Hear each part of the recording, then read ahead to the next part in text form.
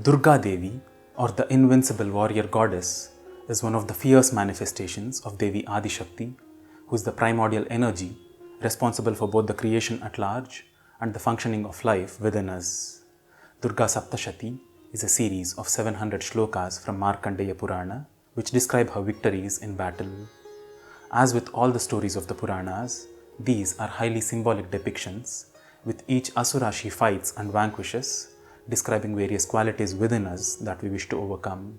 These 700 shlokas are also known by various other names like Devi Mahatmyam, which means the glory of the goddess, and Chandi Pataha, which means the chant of the fierce one. In this video, let us have a brief overview of the various chapters of Durga Saptashati, the stories conveyed in them, and what they signify. Upon popular request by many of you, we'll also be looking at the process of chanting these 700 shlokas called as Parayana Vidhi.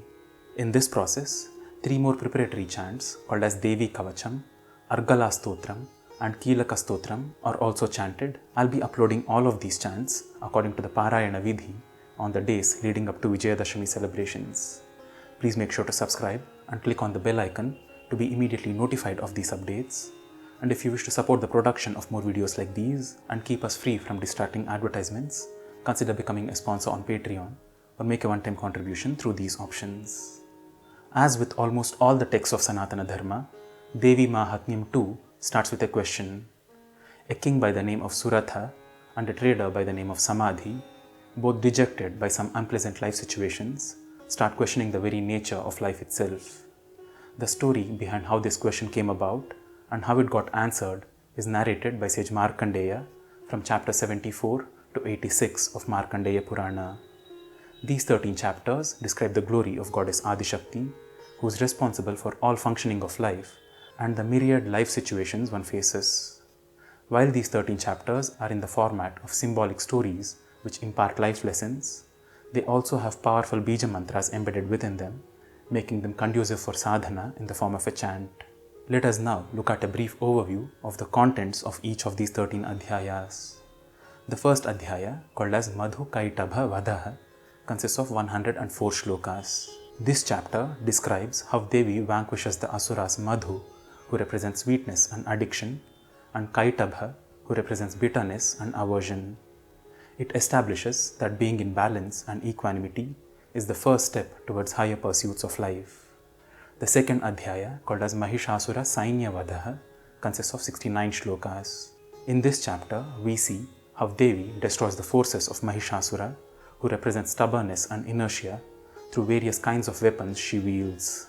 In the next chapter, called as Mahishasura Vadaha, she destroys Mahishasura himself, which is depicted in a series of 44 shlokas. The fourth adhyaya is called as Shakradi Stutihi. This chapter consists of 42 shlokas, and it contains the words of praise that Indra and other deities shower upon the goddess. The fifth adhyaya of Devi Mahatmyam is called as Duta Samvadaha.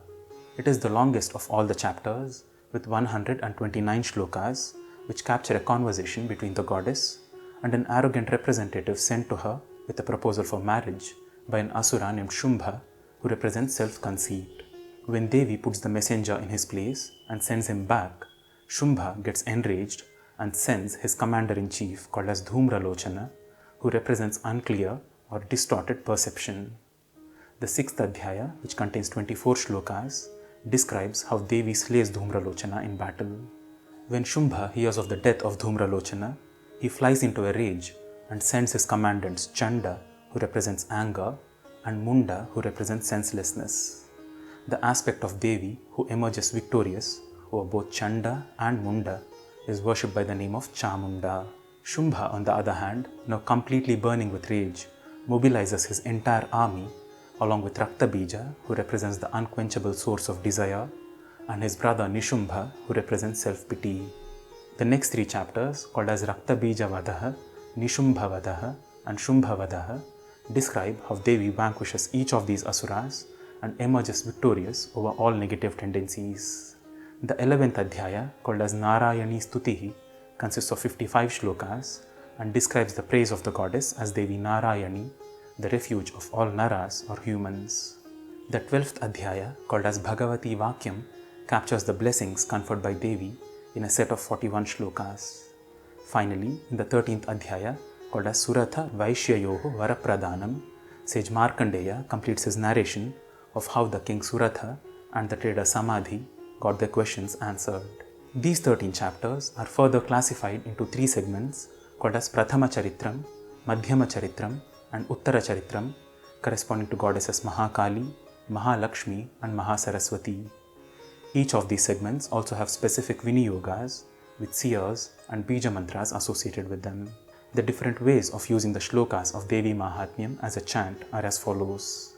One could do a chant of the entire 13 chapters at one go on the day of Vijayadashami, or one could spread it over a period of 3 days by chanting the Prathama Charitram consisting of the first chapter on the first day, Madhyama Charitram which is chapters 2, 3 and 4 on the second day, and on the third day which is Vijayadashami, one can finish Uttara Charitram which consists of the last 9 chapters. Or alternatively, one could also spread it over a period of 7 days by chanting the chapters in this particular order.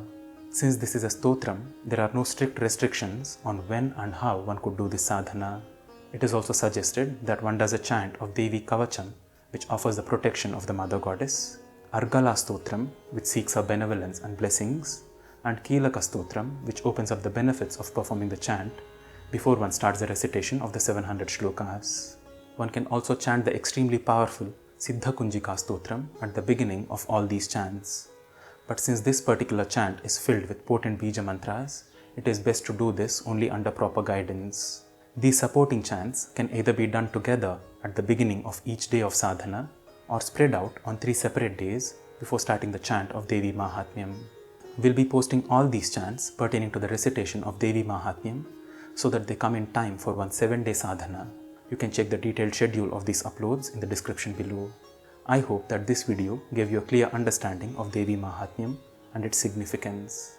You can also watch a complete playlist of videos on the 9 manifestations of Goddess Adishakti called as Navadurgas, along with their corresponding mantras and dhyana shlokas. Please share these videos across with those whom you think might benefit from this. If you wish to support the production of more videos like these, consider becoming a sponsor on Patreon or make a one-time contribution, all through the links in the description below. Also, consider clicking on the subscribe button and the bell icon beside it so that you're immediately notified of our latest updates. See you in the next video. Namaskaram.